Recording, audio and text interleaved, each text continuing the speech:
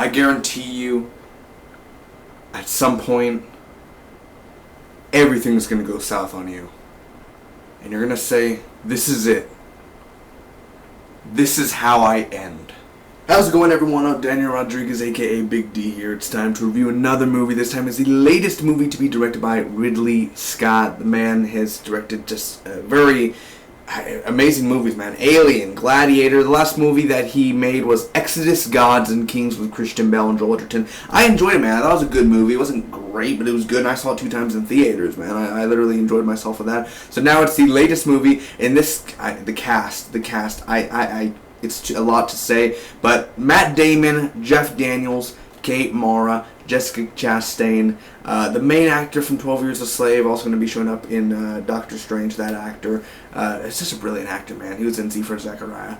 A lot of other actors, man. I can't even... Sebastian Stan, Michael Pena. It just goes on and on. The list never ends. It's a huge cast. That's a lot of money to go to, man. So this is my non-spoiler review. I'm just going to give you the pros, give you the cons, tell you whether or not you guys should go check out this movie in theater or wait for DVD or just not see it at all. Of course, this is getting a lot of buzz around the internet, so most of you have heard already what you should do. But let me talk about it, man. So here we go.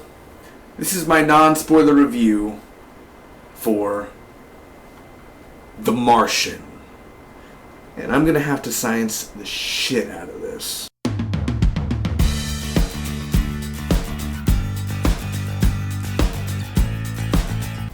Let's get started with the pros first, guys. I gotta say right off the bat, Matt Damon as Mark Watney is fantastic. Now, of course, he's on Mars. He's stuck on Mars, and it's him basically the whole movie alone, and it's fantastic. He's amazing. Matt Damon has always been a great actor. I guess you're not so good, Will Hunting. Anyway, Matt Damon though, man, wow. Guess you don't need Ben Affleck at your side either on this one. But seriously, just Matt Damon himself in this movie, as Mark Watney, he becomes the character. You don't see Matt Damon, you see Mark Watney, you see this astronaut just stuck there, and he is fantastic. His acting, his emotion, he's funny. He's a very funny character, and then there's moments where he shows, man. He shows all he's got, man. Matt Damon is fantastic in this movie, and I could definitely see him getting some Oscar buzz. But there's just so many movies that are so great now over the past weeks, and that are in the coming weeks that are going to get Oscar buzz, man. So I can't technically say whether this will get nominated, but for sure, I think Matt Damon should be nominated for what he did in this role, for what he accomplished, for how he did it. And he's a one-man band in this movie, man. That's a hard thing to do. You're holding this movie. You're Matt Damon, yeah, but you're holding this movie together. Whether you got a whole big cast, but Matt Damon is the leading man, making this movie the most interesting as can be, and that's what makes it so brilliant.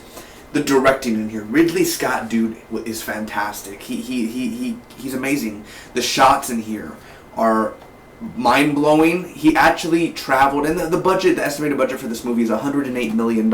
You put the budget for The Walk and the budget for Sicario together, does not even equal that much money. It's about $60-70 million in total there. 108, that's a lot of money to go through. So the directing in here, I'm just saying, they go into location, there's mountains in the back, and they make it look like Mars, and there's a lot of green screen in here, but the directing in general is fantastic. Sometimes it's handheld, free camera, not like he's actually holding it, Mark Watney, but sometimes he does a vlog, like his own recording, his own thing, talking to himself. Mark Watney vlogs are the best, man. He should start a YouTube channel. Hi, this is Mark Watney here. Time to talk about a little science up this bitch, and I think that would be perfect, man. So Mark Watney's vlogs and the directing. Ridley Scott is a fantastic, brilliant mastermind in directing, and I'm glad. I really enjoyed the Exodus directing. There are a little few problems every now and then, but he's not like M. Night Shyamalan, I wouldn't say, but the directing here, he's back. Ridley Scott it's a great movie, honestly, and the directing makes it 10 times better as well, in the way the space directs and the character, and there's some widescreen and there's some close-ups, and the close-ups are amazing, and just following the characters back, and also the side cameras, it totally works for me, man. The effects in here are great. I didn't see it in 3D, I saw it in regular, but the effects in here are awesome. Some are mind-blowing, and you're actually like, this is Mars. This is Mars, dude. This is how it would be, man. You're on Mars. without being on Mars. That's how cool, it's just the imagination goes wild. The cast, like I said, all the acting in this movie, there's not one actor that gives us a rotten acting. It's always fresh, man. See what I did there? But seriously, the acting in here by everyone. Jeff Daniels, 12 Years a Slave actor. I don't want to butcher his name, man. So him, Jessica Chastain, Matt Damon, all of them. The acting in here is spot on. Nobody did nothing wrong. It was always spot on, baby. It was always perfect. The Mars environment, like I said, you're actually on Mars. It's crazy. You're on Mars without being on Mars. The science, the way to do it, you actually learn from this movie. I don't know if it's 100% accurate, but just, it's a whole science. Like, Bill Nye would be happy. He's still alive, obviously, but Bill, like, he'd be, like, this is a movie of a Bill Nye, but you don't have to be into science to watch this movie, so don't get me wrong, but it's amazing what science can do, and I'm not a big science guy. I don't believe in Scientology, and all. You don't have to believe in Scientology either, but still, I'm not into that, like, boat of science and everything. In middle school when I was younger, I was into science, but not no more. But seriously, what he does in this movie is pretty awesome, what humans can do, if it's accurate. The opening of this movie is a very good opening. It definitely is a way to open a blockbuster. And it's intense. It's a very intense movie. I don't want to give away stuff that happens, but it's literally gross moments.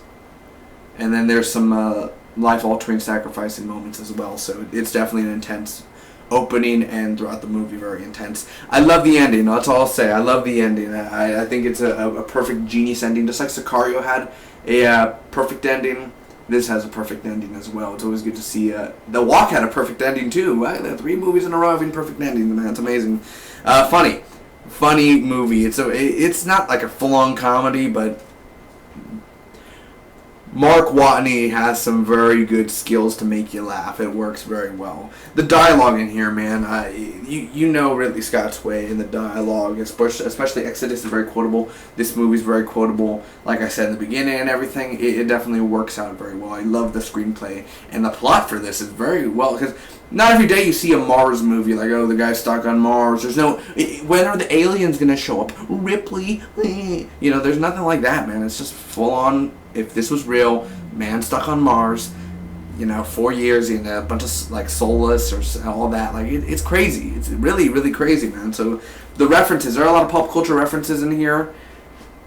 Hey, that's all I'll say. Hey, I'm the Fonz, mate. No, I said, mate, hey, I'm the Fonz. Hey, that's all I'm going to give up, man. The suits, the look. I love the suits. A lot say that his suit looks like BB-8 from Star Wars The Force Awakens and the new droid. Matt Damon's stuck in there. I don't know. You tell me. What happens if he's stuck in that little BB-8? No! Matt Damon! Like, that's what happens. That would suck, man. You can just hear Matt Damon voices BB-8. Oh my gosh. And the emotions and the reaction. Again, I think the two people that steal the show is Matt Damon and the actor from 12 Years a Slave. And I know how his name looks and everything. I just can't. I don't want to butcher it. But Chiaf, I see it. I'm going to butcher it. But they steal the show, and their reactions and the emotion from their voice, from their eyes, from their face, it just brings the movie a whole new level of intensity, of dramatic, of comedy, and you just feel it. You even have gray hairs going, you got beard going. It definitely works out very well, and as realistic as possible. The stress, you feel the stress. When something good happens, you actually clap. You're not just like, oh, they're clapping, ha ha ha. No, woo! Yes, we did it, baby. So there are a lot of moments. It's a 2-hour movie. It's a 2-hour, 20-minute movie, so be prepared. Now to the cons. It is long at times. It's... Now, I'm not saying, 2 hours and 20 minutes, I'm fine with that. I don't mind. I love Titanic. It's a slow movie, but I love it. It's just long at times where some of the pacing on Earth, kind of like, you want to see Matt Damon most of the movie. 95% of the movie you want to see Matt Damon, and it's like 80% of the movie Matt Damon, 20% Earth. I don't mind 10% Earth, but if it's 20% Earth, it goes a little slow. The acting's fine and everything. People on Earth, man. Sean Bean, hashtag don't kill Sean Bean. Oh, you bloody coward. Literally, Sean Bean's in here. He's amazing. But there are slow pacing on the Earth scenes, is all I'll say. There's no slow pace scenes on the Mars scenes. Some character development Donald Glover and Sebastian Stan. Yeah, they had good acting in here. It's fine. They didn't have bad acting. But their characters and their development in here. Michael Pena and Jessica Chastain had better character development than Sebastian Stan and Kate Mara and Donald Glover. Their characters were just there. It's kind of like you could have got any no-name actors to play them instead of getting all that cast members. Literally, their characters are just there, and you want to see more of them. You just never do, and there's like a romance going on with Sebastian Stan and Kate Mara, and you never see it in the movie, but at the end, I guess they're a thing, because, I don't know. What? Literally, it's just kind of like, they're a thing. Okay, I didn't know that, but yeah, sure. I guess they had it going on. Overall, those are just the cons, 2 cons. I couldn't find nothing really negative for this movie because I enjoyed it. It was a great movie, man. Overall, I'm going to give it a 9.1 out of a 10. That will be an A-. It's a great movie, guys. Is it worth watching in theaters? Yes, I have not seen it in 3D, so... But regular-wise, it's fantastic. It's fantastic. It's great, guys. Definitely check this movie out. Take your friends, take your girlfriend, take your boyfriend. Just take anyone out, your parents. Literally, it's a fun movie for the family. Well, there are a few curse words every now and then, obviously, but overall, it's a pretty fun movie. Definitely, for sure, I will pick this one up on Blu-ray for sure one day, and I'm glad that I saw it. It's meant to be seen on the big screen first, and it looks beautiful. On your small little screen. No, the big screen. The power is there. So, thanks again for watching. Hope all of you enjoyed. Comment down below. Let me know what did you think about the Martian. And I'll see you all for the next one. How's it going, everyone? I hope you enjoyed the video. Make sure to also check out my other videos. I do TV show reviews, movie reviews. I do also game reviews and game unboxings, movie unboxings. I do a movie podcast, a superhero podcast, much, much more. So go ahead and check out the channel. Thanks for watching again. See you all next time.